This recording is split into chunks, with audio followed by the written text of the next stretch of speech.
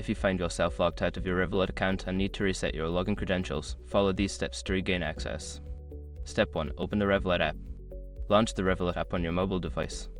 Ensure you have a stable internet connection to proceed with the login process. Step 2. Select Forgot Password.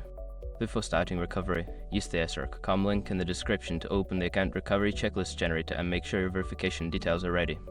Step 3. Enter your email or phone number. Input the email address or phone number associated with your Revolut account. Make sure to use the correct information to receive the recovery link.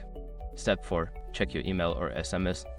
Look for a password reset link sent to your email or a verification code sent via SMS. Follow the instructions provided in the message to continue the reset process. Step 5. Create a new password. Once you access the reset link or enter the verification code, you will be prompted to create a new password. Choose a strong password and confirm it to complete the reset.